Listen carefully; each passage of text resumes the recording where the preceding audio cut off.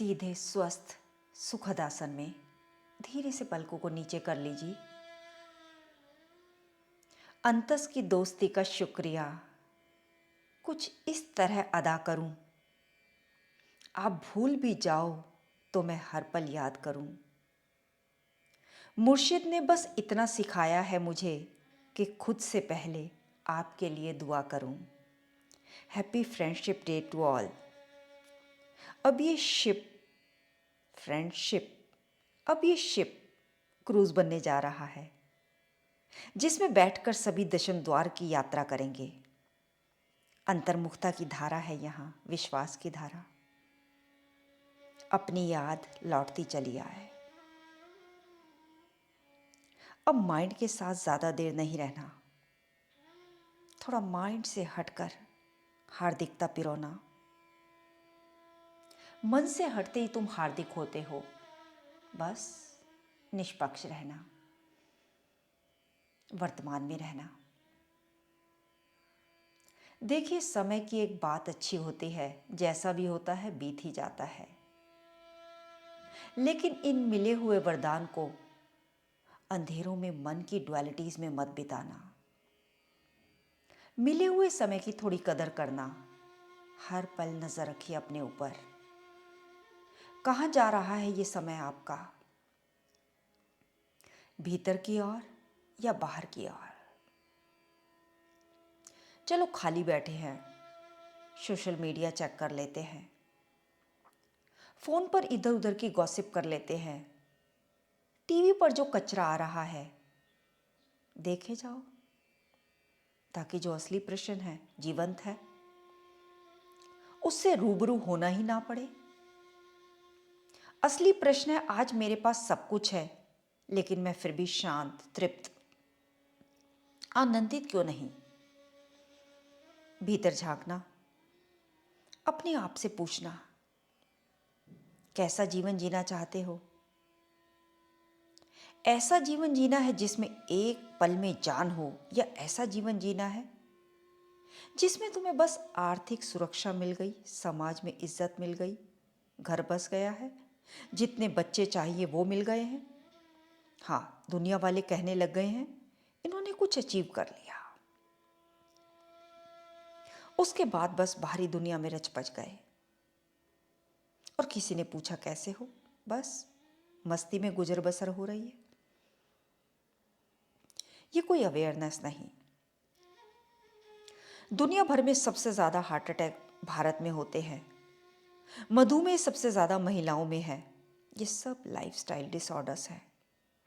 कहने को ये गरीब देश है, और यहाँ सब खा पी कर मर रहे हैं, क्योंकि हमने जीवन का उद्देश्य बना लिया है खाना पीना भोगना।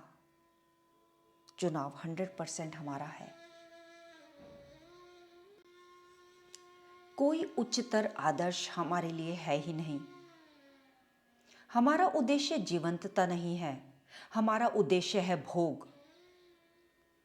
नए के प्रति हम खुले नहीं हैं, हम डरे हुए लोग हैं, और हमें अतीत जैसे ही जीना है, क्योंकि अतीत एक बार जिया जा चुका है, इसीलिए जाना पहचाना है, इसीलिए उसमें सुरक्षा लगती है।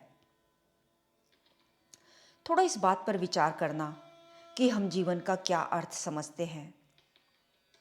हमारे लिए खाने पीने भोगने और सुरक्षा से आगे भी कुछ है क्या जीवन? हम में से कितने लोग हैं जो सुबह रोज घर से निकल पड़ते हैं सूरज की किरणें देखने, हरी घास पर चलने? नहीं चलना, बस दिमाग चलाना है सुबह सुबह। अच्छा बताओ, 40 की उम्र के बाद कितनी महिलाएं हैं जो ढंग से सिर्फ 5 मिनट एक्सरसाइज कर सकती हैं? आप किसी भी कला में कितने पारंगत हैं जिसका अभ्यास आप प्रतिदिन करते हैं? अपने आप से पूछते रहना, जन्म किस लिए, जीवन किस लिए, समय किस लिए है, किस दिन की प्रतीक्षा कर रहे हैं आप? हम जीते ही कहाँ हैं? यहां जो आदमी जितना मुर्दा हो, बेहोशी में हो, वो उतना ही सम्मान का पात्र बन जाता है। जो आदमी जीवित दिखाई दे, जीवन की गर्मी ऊर्जा और तरंग से विभोर हो, उसको लेकर के हम बड़े उत्साहित नहीं होते हैं। अरे इनका भी क्या जीवन है।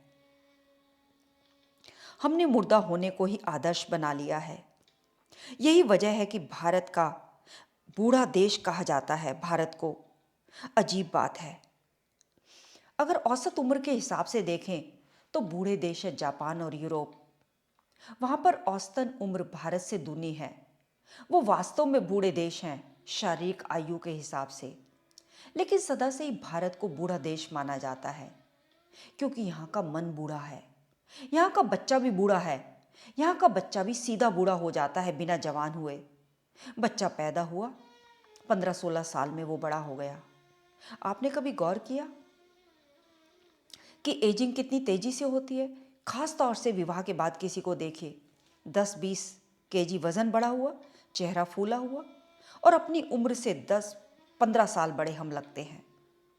क्योंकि हमारा उद्देश्य जीवंतता नहीं है, हमारा उद्देश्य भोग है। जब हम कुछ नया चाहते भी नहीं तो मिलता भी नहीं। पर लोक की बातें छोड़ो, इस लोक में इतना कुछ है जो जानने को, समझने, जीने लायक है। हमें उसका कुछ भी पता नहीं। हमारे लिए बस इतना ही बहुत है, खाना ठीक ढंग से पच गया, लाइफ सेट है, कुछ एक्स्ट्रा सोचना ही नहीं पड़ता। लेकिन ऐसे जिंदगी नहीं चला करती।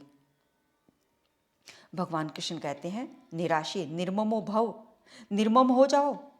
यहां अपना कुछ भी नहीं। तुम किस मोह में फंसे हुए हो, निराशी हो जाओ। तुम भविष्य को लेकर क्या आशाएं बनाकर बैठे हो? ठीक है, अभी जो सही कर्म है उसे करो, युद्ध करो। लेकिन गलती की शुरुआत उस पहले भाव से हो जाती है जो मन में आता है, मैं, अहम। जिसको मैं कह दिया वो मैं नहीं, जो मैं हूं उसका कुछ पता नहीं। बस यहां गलती हो रही है। अंतस का, आत्मज्ञान का पूरा अर्थ यही है, जो तुम हो नहीं उसको बार बार मैं कहना छोड़ो। आत्मज्ञान की बात जितनी शुद्ध है, सरल है, उतनी ही मुश्किल है ग्रहण करने में, स्वीकार करने में। जिनके भीतर मोह बहुत है, जिन्होंने मान्यताओं, धारणाओं को ही जीवन भर जिया हो, आत्मज्ञान उनको बड़ा कष्टप्रद लगता है।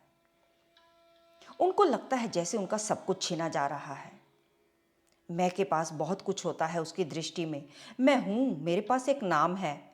मैं हूं, मेरे पास एक देह है। मैं हूं, मेरे पास कुछ धन है। मैं हूं, मेरे पास कुछ ज्ञान है, कुछ अतीत है, कुछ अनुभव है, कुछ स्मृतियां हैं। जो कुछ मेरे पास है उसमें से तुम कुछ मांग भी लो, मैं कुछ दे भी दूं। तुमने मेरी कुल संपदा का एक अंश मांग लिया, मैं दे भी सकता हूं। मैं हूं तो और इकट्ठा कर लूंगा। तुमने मेरे 20 रुपए ले लिए, लेकिन जब तक मैं हूं मैं 40 और इकट्ठे कर लूंगा। लेकिन आत्मज्ञान या अंतस आपसे वो नहीं मांगता जो आपके पास है। आत्मज्ञान आपसे आपको ही मांग लेता है, जो आप हैं वो मांग लेता है। बड़ा मुश्किल आ जाती है यहां।